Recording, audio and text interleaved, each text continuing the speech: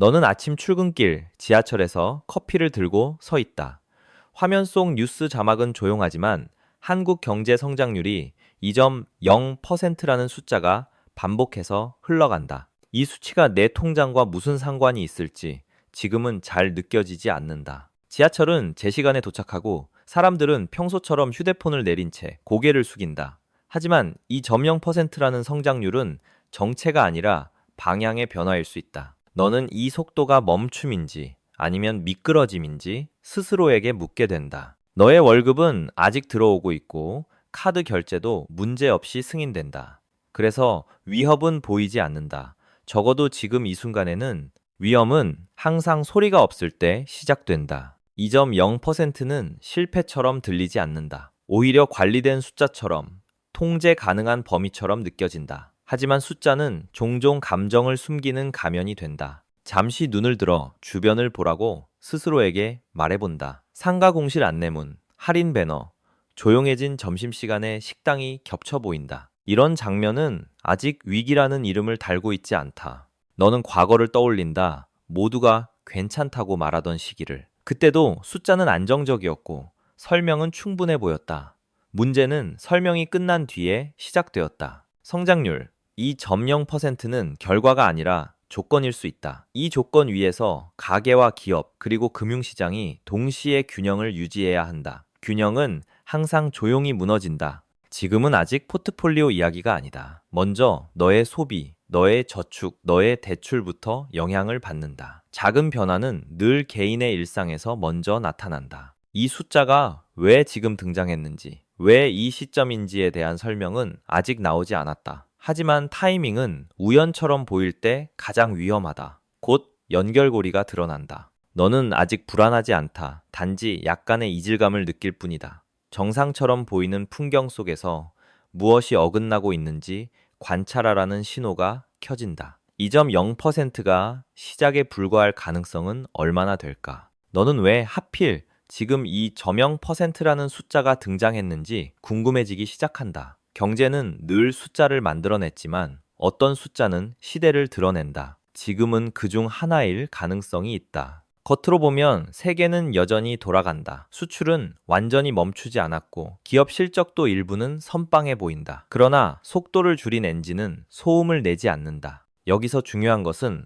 성장의 높이가 아니라 성장의 질이다. 2.0%는 힘겹게 유지되는 균형일 수 있다. 균형은 외부 충격에 취약하다. 너는 한국 경제가 어디에 의존해 왔는지를 떠올려 본다. 수출, 부동산, 그리고 부채가 결합된 구조다. 이 구조는 빠르게 성장할 때는 안정처럼 보였다. 문제는 세계가 동시에 느려지고 있다는 점이다. 주요 교역국의 소비가 약해지면 수출은 먼저 숨이 가빠진다. 이 변화는 서서히 그러나 누적된다. 잠시 장면을 바꿔본다. 중소제조업체를 운영하는 김 사장은 주문서를 다시 확인한다. 숫자는 줄었지만 아직 공장은 돌아간다. 김 사장은 위기라고 말하지 않는다. 그는 단지 다음 분기를 조금 더 조심스럽게 본다. 대부분의 변화는 이렇게 조용한 언어로 시작된다. 2.0%는 정책의 결과이기도 하다. 금리, 재정, 환율이 서로를 견제하며 만들어낸 속도다. 어느 하나만 흔들려도 균형은 달라진다.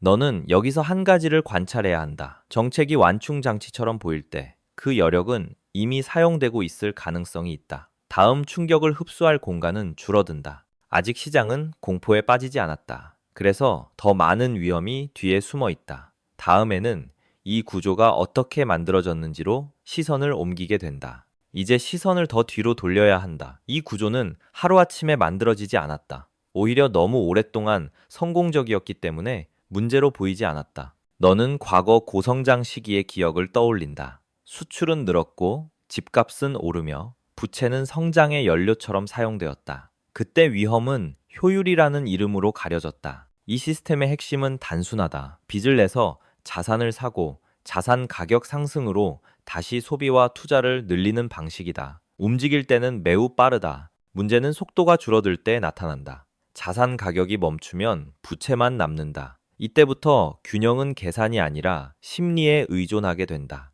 다시 인물 하나를 본다. 수도권에서 아파트를 보유한 박 씨는 아직 불안하지 않다. 가격은 크게 떨어지지 않았고 은행 문자도 오지 않았다. 하지만 박 씨는 소비를 줄이기 시작한다. 불안은 숫자보다 행동에서 먼저 나타난다. 이 선택은 개인적으로는 합리적이다. 같은 행동이 동시에 일어나면 이야기가 달라진다. 소비 감소는 기업 매출로 이어지고 매출 둔화는 고용을 압박한다. 여기서부터 연결고리가 보인다. 2.0% 성장률은 바로 이 구간에서 자주 등장한다. 시스템이 아직 무너지지는 않았지만 스스로 회복하기도 어려운 속도다. 정체는 선택지를 줄인다. 너는 여기서 하나를 관찰해야 한다. 연체율, 미분양, 재고 같은 단어들이 뉴스에 자주 등장하는지다. 이런 신호는 늘 조용히 늘어난다. 아직 위기는 선언되지 않았다. 그래서 사람들은 기다린다. 다음에는 이 기다림이 어떻게 시장 전체로 번지는지를 보게 된다. 이제 이 기다림이 어떻게 시장으로 번지는지를 보게 된다. 개인의 선택은 느리지만 금융은 그것을 증폭시킨다. 여기서부터 이야기는 속도를 바꾼다. 소비가 줄어들면 기업의 현금 흐름이 먼저 흔들린다. 이 변화는 회계 장부가 아니라 내부 회의에서 먼저 감지된다.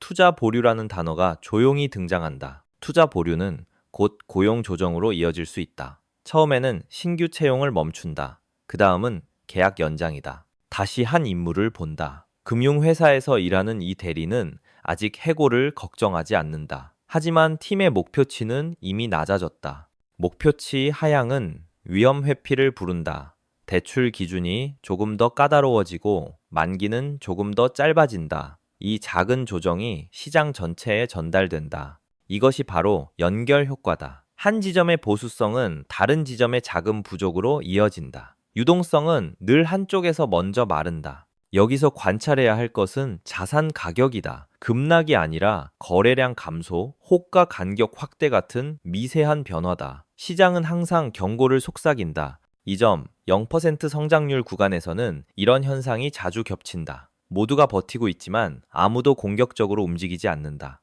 정체는 방향성을 잃게 만든다. 너는 뉴스가 아닌 지표를 보라고 스스로에게 말한다. 회사채 금리, 은행 예대 마진, 자금 시장의 긴장도다. 이런 숫자는 감정을 숨기지 않는다. 아직 시스템은 작동 중이다. 그래서 더 많은 사람들이 안심한다. 마지막으로 이 상황에서 무엇을 준비해야 하는지로 시선이 이동한다. 이제 준비라는 단어를 꺼낼 시간이다. 이것은 예측이 아니라 태도의 문제다. 시스템이 느려질 때 개인은 다른 방식으로 움직여야 한다. 준비란 무언가를 마친다는 뜻이 아니다. 오히려 잘못될 수 있는 경로를 상상하는 일에 가깝다. 상상은 공포가 아니라 여유를 만든다. 너는 다시 너의 재정을 본다. 수익이 아니라 구조, 속도, 유동성을 살핀다. 빠르게 움직여야 할 순간이 오면 느린 자산은 발목을 잡는다. 여기서 중요한 것은 분산이라는 단어의 의미다. 자산의 종류만이 아니라 시간과 의존도를 나누는 일이다. 한 가지 시나리오에 모든 것을 걸지 않는다. 너는 주변 사람들의 말을 듣는다. 괜찮다는 말, 아직은 버틸 수 있다는 말이 반복된다. 집단의 언어는 종종 가장 늦게 변한다. 다시 지하철 장면으로 돌아온다. 화면 속 숫자는 여전히 2.0%다. 풍경은 정상처럼 보인다. 하지만 이제 너는 다른 것을 본다. 작은 지연, 미묘한 보수성, 설명되지 않는 망설임이다. 위기는 종종 이런 모습으로 다가온다. 준비된 사람은 서두르지 않는다. 그는 관찰하고 조정하고 여지를 남긴다. 공포는 행동을 망치지만 인식은 선택지를 넓힌다. 이 이야기는 결론이 아니다. 단지 현재 위치를 표시하는 지도다. 다음 장면은 아직 쓰이지 않았다. 너는 선택의 갈림길 앞에 서 있다. 부정은 편안하지만 준비는 조용한 노력을 요구한다. 2.0%의 세계에서 어느 쪽이 너를 지켜줄 수 있을까?